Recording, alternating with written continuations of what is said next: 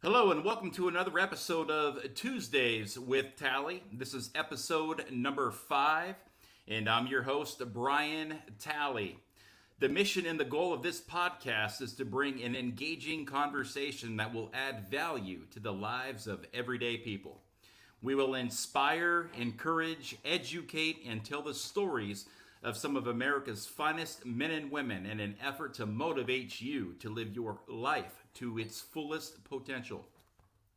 Be sure to follow us on social media and on Spotify. The online information and handles are all located on the scrolling ticker at the bottom portion of your screen. Be sure to like and share the program as well. Folks, we have a very special guest joining us on today's program, but first, a word from our sponsor. Are you looking for a photographer and are based in the Houston, Texas area? Then look no further than John Steelman Photography. John Steelman Photography is a veteran-owned small business that takes great pride in capturing those special moments in time. For an everlasting memory, no job too big or too small. For all your photography needs, check out John Steelman Photography today. Visit him online at johnsteelman.com. That's johnsteelman.com. Today we are honored to be joined by Mr. Jeremy Harrell. First, guys, a few things here on his bio. This guy's incredible. Jeremy is a U.S. Army combat veteran who served in Operation Iraqi Freedom in the global war on terrorism. Jeremy served honorably for 9 years before getting out of the Army. After leaving the Army, Jeremy went to school at Mid-Continent University studying business management. Jeremy went on to be involved in operations management with companies such as UPS. In 2017, Jeremy founded Veterans Club Incorporated, which is a premier nonprofit that assists veterans in healing from post-traumatic stress, TBI, substance abuse, and to assist homeless veterans with housing and programs to get them back on their feet. Jeremy's organization, Veterans Club Incorporated, has a nationally recognized Equine Facilitated Mentoring Program for veterans and their families, as well as Kentucky's first and only tiny home community for homeless veterans. Jeremy is often called upon by both local and national media outlets to speak on veteran issues, social issues, PTSD, homelessness, suicide prevention, foreign policy, and more. Jeremy has been featured on Fox and Friends, CNN, The 700 Club, and the History Channel for his leadership and advocacy. What an incredible resume. And folks, this is half of what he has done and is currently doing as he has dedicated his life to service. With that, we welcome Jeremy Harrell to the program. Thank you for joining us today. How are you, Jeremy? I'm doing good. I'm doing good. Thanks for having me on. I look forward to this conversation. Oh, yes, absolutely, man. Me too, me too. And this is absolutely live. This is not a pre-recorded stream here. This is live. We had a few technical difficulties, which put us a little bit behind schedule. But hey, guys, it is what it is. We got it fixed. Adapt, improvise, overcome. And we are here now to speak to Mr. Harrell. Now, Jeremy, you are based in Kentucky, and the last I've seen in Kentucky, you guys have been getting pretty hard with the floods out there. Yeah. Eastern Kentucky got hit really hard with flooding, affected 14 counties, and they're really having a hard time down there. And this comes not even a year after Western Kentucky got hit with a bunch of tornadoes.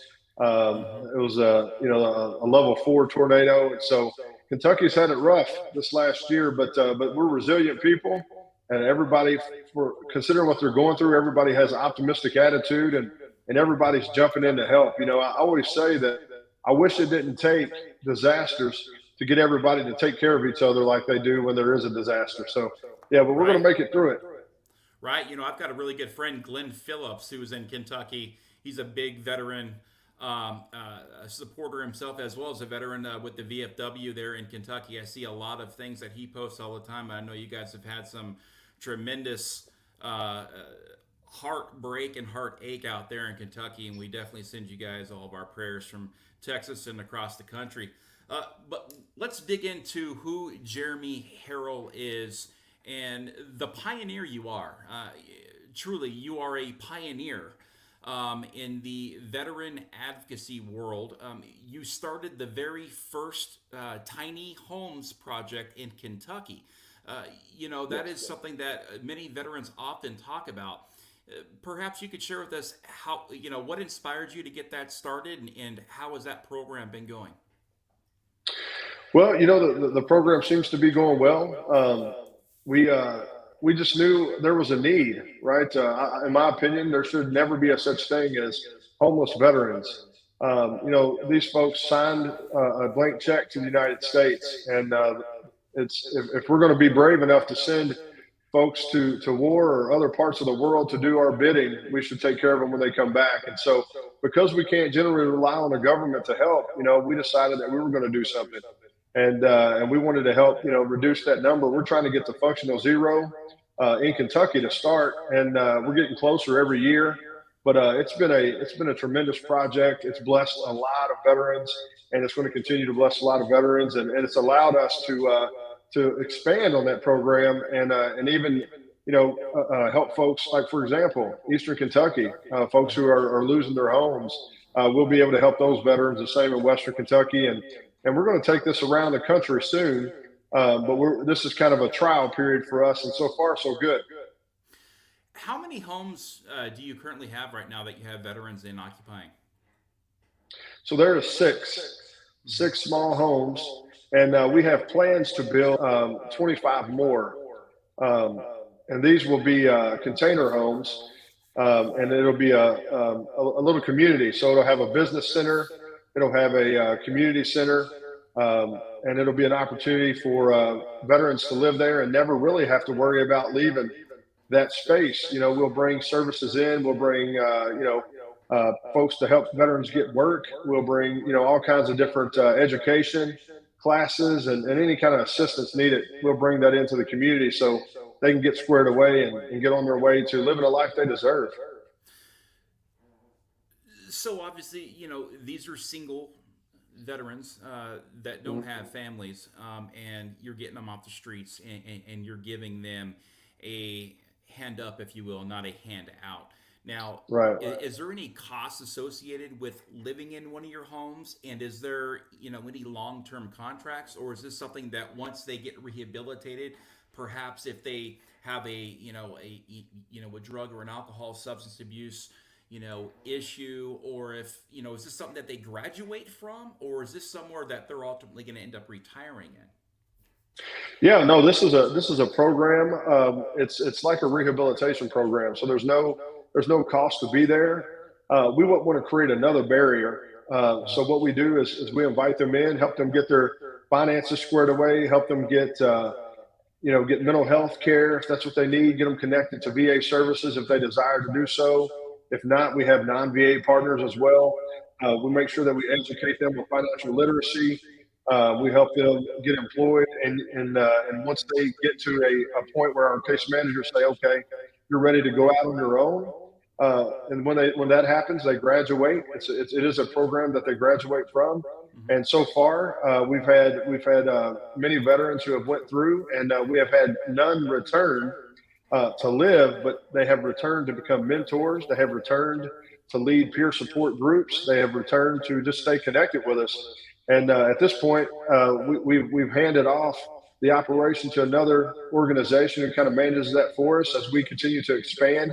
And it's been going really well. No issues. There is some challenges that when you do any kind of residential program, there's some challenges that occur, but it's stuff that we knew was going to happen.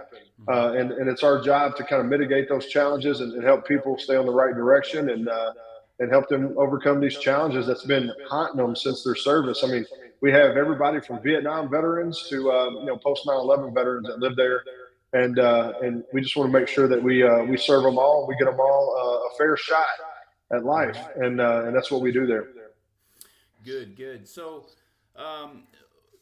what does it cost to build a smaller home or a tiny home? And for our listeners out there that may want to help donate to your cause, to the Veterans Club Inc., to help not only with the tiny home, buildings, but also I know that you're in the equine world too.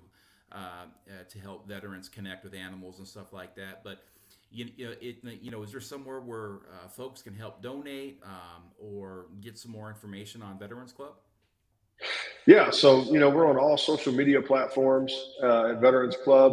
Our website, obviously, veteransclubinc.org, has all of our information. There's an opportunity there to donate, whether you want to donate one time or you want to have a reoccurring donation. Our equine program is what we're most known for, most nationally known. It's a two-part program. The initial Equine Facilitated Mentoring Program, it allows a place for vets and first responders and their families to come out and kind of heal from, PTSD, traumatic brain injury, any other life challenge.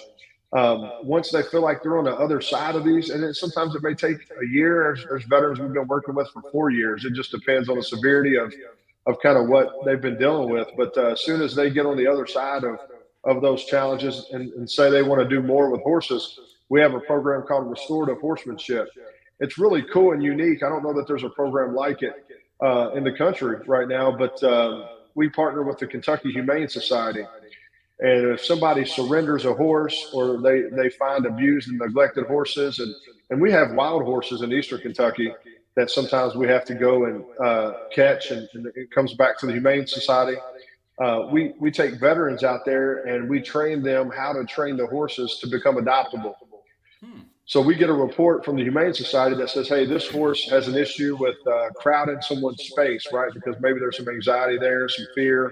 And then our equine professionals will train that veteran on how to create space and have that horse be comfortable with not being right up on a person. Because we want to make sure when people come to adopt that the horse is safe and that it loads up on the trailer right and that it's got good manners. So that when it does get taken to its new home, it's got a forever home, right? And so throughout this program, not only is the horse experiencing healing, but so is the veteran. They're also finding this mission. Yeah, they're finding this mission purpose in taking care of this horse. And next thing you know, they're like, man, I learned so much just working with this horse. Things about myself that I didn't even know until I got deep into what we're doing here. And that's the goal, right? If we can kill two birds with one stone, it's a beautiful thing. And so we value that partnership, and we've seen great results so far with that. But yeah, equine definitely is our heart and our passion. We're currently filming a documentary for Netflix and Amazon about our program. It's been very, very helpful. It's very unique. It's not like a gala or anything like that. It's more hands-on, in your face. It's both clinically supported, peer supported, but you also learn a skill. Veterans want to use their hands, and they want to learn. They want to touch something, right? And so they learn how to work these horses and how to train them and how to handle them versus just a kind of touch and pet program.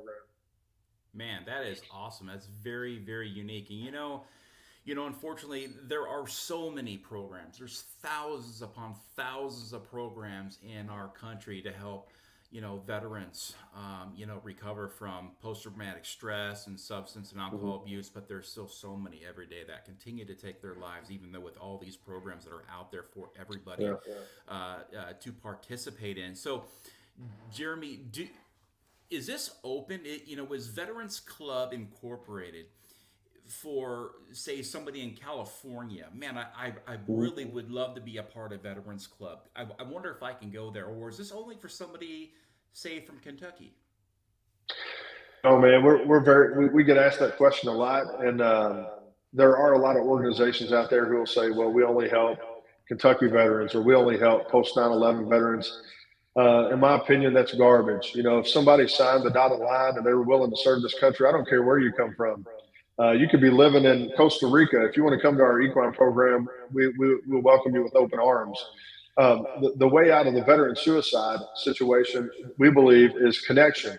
So all these programs also are part of a connection program. So we do things every week. We usually have about 200 programs or 200 events a year. But our events are open to everybody. We have a Veterans Club assistance program. So when we get the budget to do like immediate needs for someone who's on the verge of homelessness, or someone who's having their electric or water shut off, something like that, we just help someone in Texas. we don't care where you're from, where you are, whether you've ever been to Kentucky or not. It doesn't matter to us. You're a veteran, you're a brother, you're a sister. If you need something, reach out, get on our website, hit the contact us, and let us know what you need. And if we can help, we will. If not, we partner with 34 different agencies around this country. We'll get you squared away. That's our promise, Yeah. whether we can do it or not. Yeah. When all else fails, do not contact the government when you need help. Contact the private industry, and we will get Yeah. things done. Small government is the way that I always have believed. Let the Yes. people run the country, and let the small government run their part, which is the checks, the balances, the money, whatever it may be. But when it comes to helping veterans and protecting veterans, I believe that the private sector is the only way to go to really heal and restore these veterans and first responders that have been, put through hell, in a lot of instances. So, could you explain to me what the Equine program is at Veterans Club and just what it consists of? Yeah, I just want to backtrack 1 second based on what you were saying about the government. I tell people all the time, no one can take care of us like we can, Right. right? Because when we walk out of our door, 95% of the people don't understand us anyway. And so we kind of take care of our own. So I agree with you. I'm all about limited government, and and just taking care of each other. But as far as the Equine Facilitated Mentoring Program goes, that is a 5-hour program every other Saturday. We host that. And you don't have to have PTSD. We do work with veterans of PTSD, but we don't put a limitation on anything, man. If you just need to come out and connect with veterans, that's fine too. If you just love horses, that's fine too. But if you need some real help and you need to overcome some tough stuff and offload some stuff that you've been carrying, we'll do that as well. And that's what makes us unique, and that's what makes us successful, is that we don't put veteran issues in a box, or first responders, right? We meet people where they are. We work on each person individually, and we don't just have a program and say, "Hey, thanks for coming. See you later." Mark their name on a sheet so we can get a grant. We're about family here. Our motto is doing life together. So we stay in touch. We stay in touch with the family. We work with the children. We work with the spouses, and we essentially create this huge family, over 6,000 strong. And we just make sure that we're helping. Maybe one day they need to come to the equine program, but the next day maybe they need help moving. We help Mm-hmm. that. We help with that too. We're just doing really what we should all do anyway in America, and then we kind of take back the power if we do that, right? But like I said, nobody understands our struggle like we do, and that's why I've kind of created a community within a community to come together, so that, yeah, if the government wants to help, great, but if they don't, we got it under control. Some of the politicians that are around here, they don't necessarily like that, because I don't necessarily need any of them. But if they want to help, I'm absolutely open to that. So yeah, man, just about anything you can imagine that enhance the quality of life for veterans, first responders, and their families, we will make it happen one way or the other. We have a very loose mission statement, so we can pivot, because seasons change, needs change. The pandemic showed us that, right? And so we had to adjust fire during the pandemic, and we still had 85 events that year, and we didn't lose anybody, and everybody was safe, and they're here to tell the story. So whatever we got to do, we'll do. Outstanding. So, again, guys, this is Jeremy Harrell. If you guys want to open your wallets and donate to his group, the veteransclubinc.org, veteransclubinc.org, every cent goes toward the veteran community, building tiny homes, getting his equine program up and running, seeing veterans food, you name it. He is here to help. You are a very interesting guy, Jeremy. I think I've known you for several years now. We've kind of gone back and forth a little bit on Facebook. We've kind of had some very, some similarities, and losing weight and going to the gym, and just accomplishing a lot of stuff. Like we're doers, right? Right. There's talkers Absolutely. and Yes, sir. there's doers. And what I have seen from you over the years is that you are a man of action. And you are a very busy man. you Yes. you you run a Veterans Club as well as volunteer at other Hmm. organizations like Mighty Oaks. Um, Yeah. how do you structure your day? How do you manage your time to still be hands on with the veteran community, with your tiny home projects? I know you do a lot, with the media because I mean they call upon you when there's stuff that's going on in the country because you are a expert on a lot of topics. So I mean, how does that work? Like, what's the life of Jeremy Harrell on a daily basis? Man, that is a loaded question. It's a good question though. It starts really early and generally ends really late, and there's usually very few days off. But I think it's important to note, some people like to go to the beach, some people like to be on the lake, and that's awesome and fine. But I like to help people. You know what I mean? I like to be busy. I like to have a mission, and and basically, anywhere that I feel like I can use the skills that I've developed over time, I want to do that. Right? It's part of who I am naturally, but it's also part of my faith. Being obedient to God, and He says, love your neighbor, and that's all encompassing. And it doesn't. There's no conditions to that. So I just have a hard time saying no if somebody's hurting. I have a hard time saying no if someone has a question, because I remember being that person who was hurting, who felt alone, who felt like nobody understood me, and there was no help to be had. And that's a very lonely feeling. And unfortunately, the problems in our community, they don't stop after 5 o'clock every day, nor do they stop on Saturday and Sunday. And luckily, I'm blessed with a family who also is very involved in what we do. They are servants. They love to get out and help people. My wife, she's going to school for social work. She just graduated with her bachelor's. She'll be done with her master's soon. She loves what we do. It's a family thing, and I'm just blessed to have a wife who's very patient and very flexible. But she sees the good that comes from it, and we just plug away. Like tonight. I started very early. We're here, after 7, and I feel like I've only put in half a day. God gives me strength and energy, and so does Black Rifle Coffee. But we do what it takes to get it done. Somebody out there is praying for help, and I know that, and I just can't hardly let that go at times. It's a blessing, but sometimes it can be a curse if we don't manage it properly. But I do pretty good at managing that. What inspired you to start Veterans Club? So exactly, kind of what we talked about in the beginning.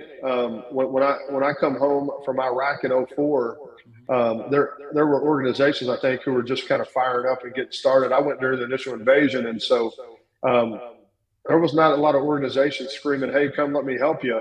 And I struggled for almost a decade before I ever got on the other side of some of these issues I was dealing with. And I thought, man, I can't sit back and have learned all these lessons and not help anyone else. I don't want anybody to suffer for a decade, right? I want to make sure that if there's some way I can kind of stop their suffering, I want to do that. And so and like we said, we can't rely on government to take care of us. And I knew that we could do it better than anybody. And so I just decided that one day I was going to try to make a difference. I started a Facebook group, and that's how it really started. And then we started having events, getting together, very common sense approaches. I think oftentimes we think it has to be a big 30,000 foot view, and veterans are very common sense people, and so we just started doing normal things like cookouts.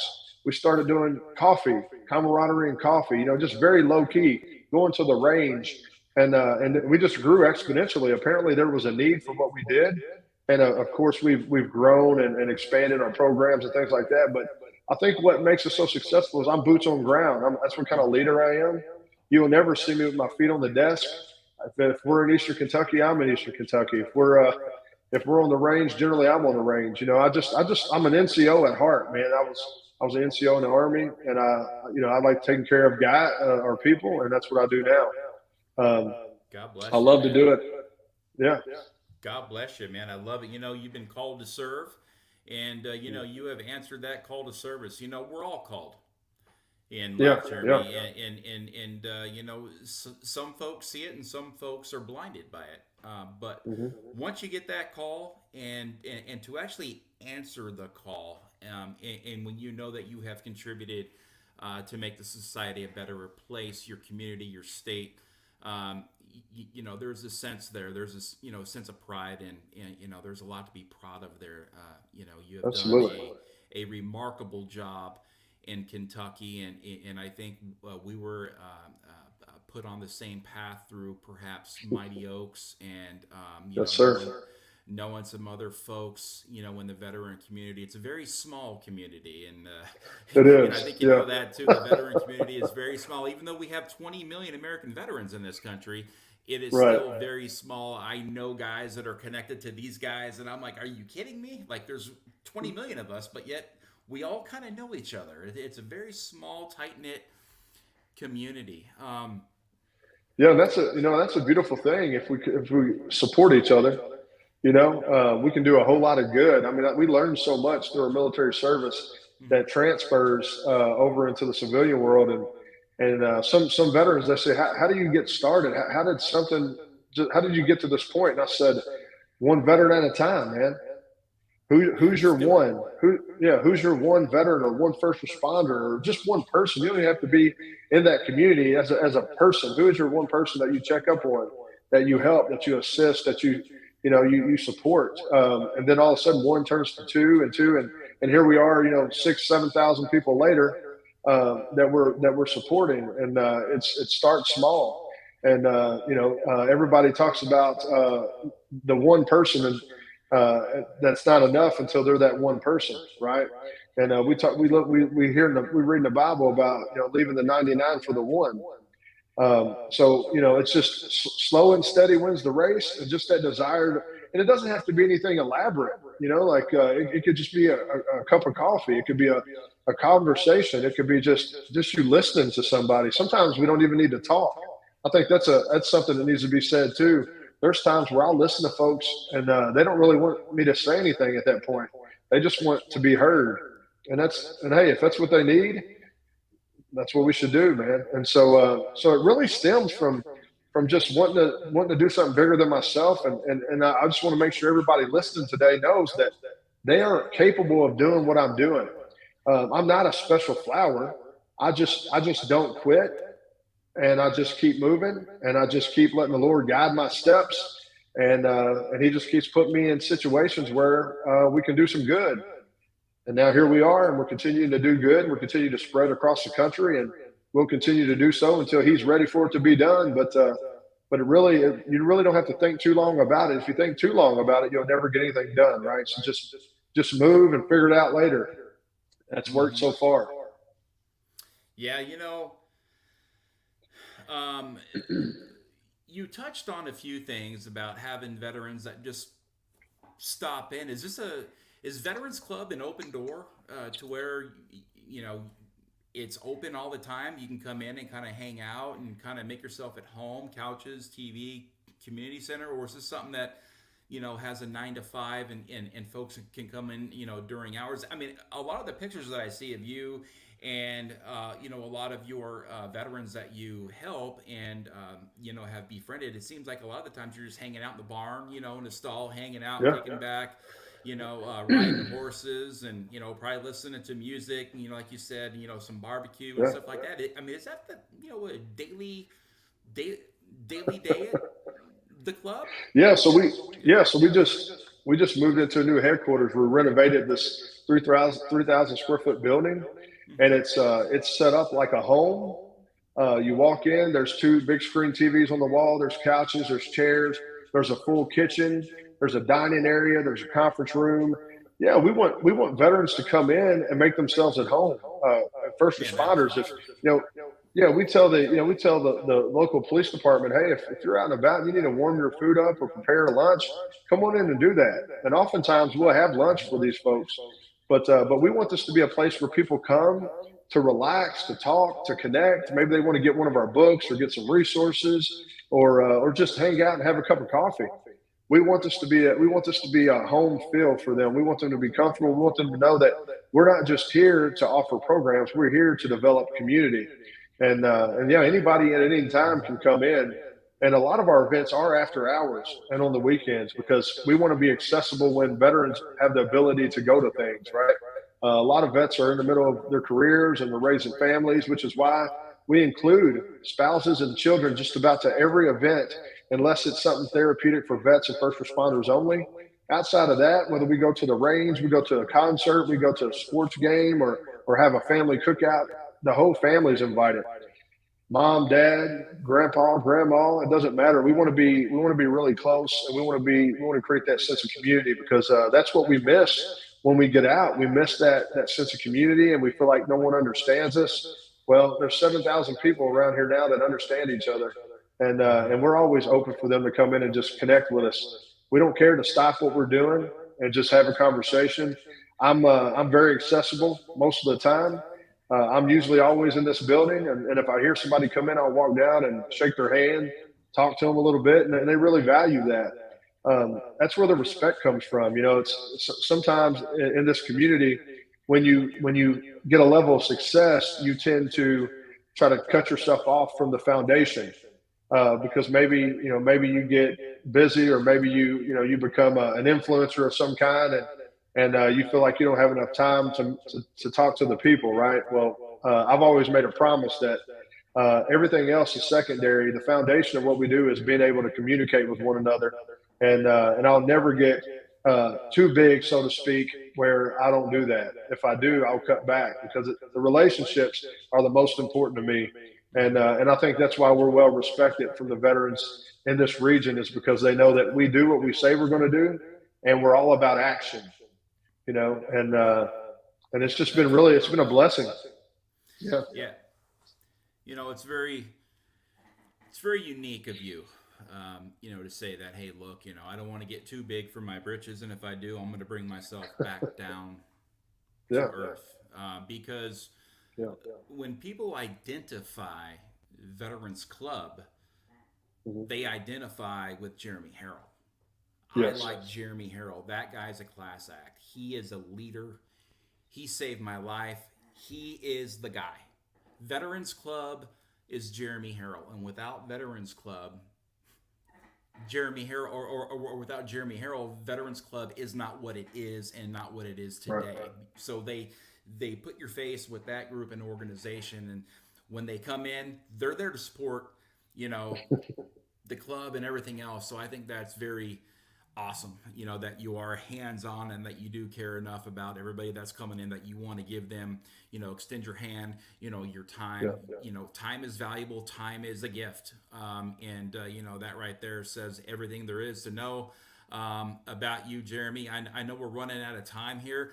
There are a lot of comments here, and a lot of them are coming in from a good buddy of mine, actually, Philip D. Blackman. I would definitely link up with him. It looks like he may want to talk to you about perhaps bringing your mission out to Texas. Sure. I can vouch for him. This is one of the most solid men that I've ever met. This guy here, he was also in the Army. This guy here is the real deal. He also has a very large podcast. Probably be a guest on his show, help raise more awareness for what's going on in the veteran community, as in Veterans Club as well. Really at the end of the day, man, thank you for what you do, and for everything you've done in the veteran community. Your work does not go unnoticed. Well, I appreciate that. I'd love to connect with anybody who wants to connect. I always tell my wife, if I didn't live in Kentucky, I'd live in Texas. So we definitely have our sights on Texas. I love the San Antonio area, especially. Houston's a little too humid and hot for me. But I'll go anywhere that we can be of value. I love to connect and collaborate with other organizations. I love to put my head together with other veterans who have similar missions. Because here's what I know. I know enough to know I don't know everything. And I come to these things with humility and humbleness, to know that there's still plenty for me to learn. But I will tell you that I'm not one to quit until I figure it out. And that's all we can ask for. But as far as connecting with the veterans that come in here, that's the number one mission. The number one mission is to make sure that they get the best of me. Is it harder? Yeah, it's definitely harder. Do I have to work more hours because I get interrupted a lot because people want to talk? Yeah, but I didn't try to do this for it to be easy. I'm all about doing the hard stuff. You know, So that's the mission, right? You know, that's that's it. the mission. That's right. And, you know, you got, you know what you got when you signed up for it. And, you know, it's not an easy job. You know, it is what it is, right? But listen, that is all for today. Thank you so much for joining us, Jeremy. Again, My we pleasure. sincerely appreciate you and all the work that you have done in the veteran community, guys. For tuesdays with Tally, this is Brian Tally. Good night, Semper Fi, and God bless. Thank you.